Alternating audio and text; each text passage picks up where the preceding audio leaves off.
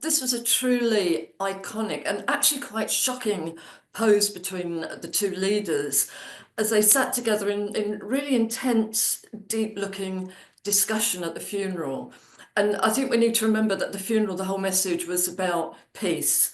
And in a way, although this pose may have looked at first glance like two men locking horns, there was an element of the head closeness and some of the eye contact that could have suggested that they were in an enduring battle between the two of them. But looking at their body language and looking at overall, plus the kind of smaller micro details, it looked to me very much as though these were two men having a very colluded discussion. They looked like, to me, two grandmasters playing a game of chess, and I think that might be symbolic of the kind of discussion that's going on right now. But look at their body language, we can see how mirrored their poses are.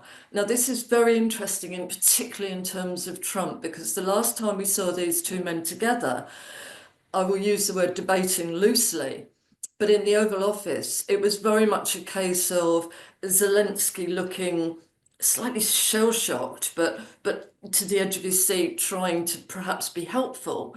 But from Trump, we got this, what Trump does, which is very much power posturing, peacocking, the waggling finger was there, he was pointing, he was in a state of aggressive arousal and looked as though he wanted to show the world how dominant he was and how much he could dominate the Ukrainian leader. What we saw from the body language at the Vatican, though, was two men presenting more as equals. And I think that was very important. It's the mirroring of the body language. Nobody's chest is puffed. Their backs are hunched to get an intimate conversation, which would have been hard because the setting is almost bizarre. It's as though somebody's pulled two chairs together and told them to play together nicely in absolutely public view in a marble room where I think every whisper probably would have been echoing. So it's an unusual circumstance, but they adapted to it in a very positive way. They appeared to be listening to each other. There was no state of power posturing or aggressive arousal for Trump. He didn't look as though he was trying to prove anything here. The way that he sat with his hands clasped and his head slightly lowered suggested that he was prepared to listen. And with Zelensky, in the poses that we saw, he was one gesticulating as though his palms were up in a lot of the poses. There was one that I think that was put out officially by the Ukrainians where there was a slightly more pointed finger that might have perhaps tried to make him look more dominant. But generally, he looks as though he's being relaxed but persuasive with his gesticulation. So in a way, this was an amazing set of body language between the two men. There were some smaller details that would perhaps suggest to me with their body language that there's still a little bit of a way to go, and still some bumps in the road. Trump's feet, although their overall poses were very similar, very mirrored, Trump's feet were pushed under his chair, and they were on his toe. He was on his toes. Now, that suggested to me that there's a desire for sort of nimble thinking, maybe slight flexibility, that he's prepared to sort of duck and dive in a way to get this thing sorted. Whereas with Zelensky, he had his feet out and they were what's called planted. They were flat on the floor. And that gave a look, because the way that our feet meet the floor, meet the ground, is very indicative of our confidence and how flexible we're prepared to be. So the flat feet that were very planted did slightly give the impression that he was less likely to change his position on some of the points. But overall, it looked very positive. I think this pose, I've looked at it forensically. So we've got Zelensky and Trump appearing to be making their way to what were then three chairs, which I think might have been slightly misleading. And they're walking and talking together. But at one point, you can see Zelensky turns round and holds his arm out behind him. And that's when Macron hones into view. Now, it's easy to see this as Macron wanting to take the third seat. And from what we know of Macron, that would not be unlikely.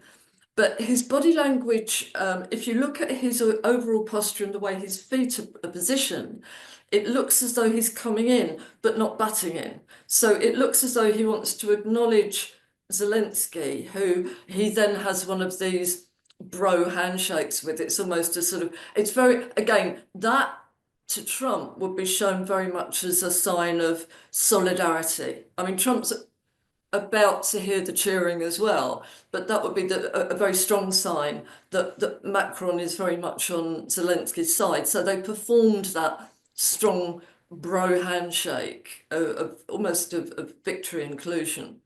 But then there is a bit of a conversation. But what I thought was, I actually think it's almost like Macron sprinkling some peace dust over the two of them, because it was quite catching as far as it was contagious as far as Trump was concerned, because we can actually see he doesn't refuse Trump's handshake. Trump puts his hand out to Macron's chest to have a chat with him, but he also puts the hand out to Zelensky, which in political terms in world leadership is a really good sign. That's kind of holding the three of them together and getting them into sort of a conversation of agreement. And the good thing was that because Macron came in with his more tactile behaviours, it kind of triggered that in Trump. So that's where we see Trump placing his hand on Macron, which again, that kind of broke the ice a little bit. I mean, it may be that Macron went off fuming because he was trying to get on that third chair, but to me, it really does look like a drop in. He looks as though with the way his body is, it's that kind of thing that you do where, oh, I'll just add this, not I'm coming with you posture. So to me, it looked like he just wanted to make the message to Trump, this is my guy and this is our guy. And Trump responded, I think, very well, very complimentary style by also touching Zelensky. And all of those touches in the political arena are deeply important, not just for the way that it would have spoken to the grouping, but I think Trump would have been very aware, and Zelensky, that these photographs are going to go global. So it's a global message that I would imagine has got to be very much focused towards Putin. He was very aware that it was also his wife's birthday, and also he seemed very mindful of the fact that Melania did seem to be in a reasonable state of mourning. When they stood in front of the coffin, we could see him place an arm round her to get her into position. He was much more tactile with her. There was some very touching moments between the two because they're not known for their PDAs, and he did get his seat in the front row and it was very visible. But there were moments that they kind of caught one another's eyes. He spoke to her, he made her smile, he made her laugh. And although that might be normal for most couples, for those two, that is quite a rare event. So they were very warm together. He was also not cold. Again, there's been a lot of discussion about, did Macron cut him? Did he cut Macron? But I think we need to remember that there was an important moment when they did the peace moment at the funeral, where people had, and I think Melania had to remind or explain to her husband what this was all about. But this was a very important part where everybody should turn to everybody else around them and give out a peaceful message. And Trump did start on one side, but then when he turned round, he did find Macron, and they really did do one of their very intense handshakes that they do that would have displayed friendship. I mean, Macron really worked it. He did an eyebrow shrug to register the fact we're friends.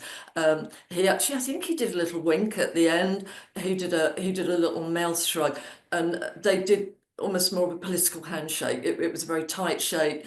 I think Trump gave it one of those little soaring gestures that he does when he does want to do a bit of a power pose. But they did single themselves out as having a long and I would say quite friendly relationship. So that wasn't as cold as I think some people thought that it was between the two of them.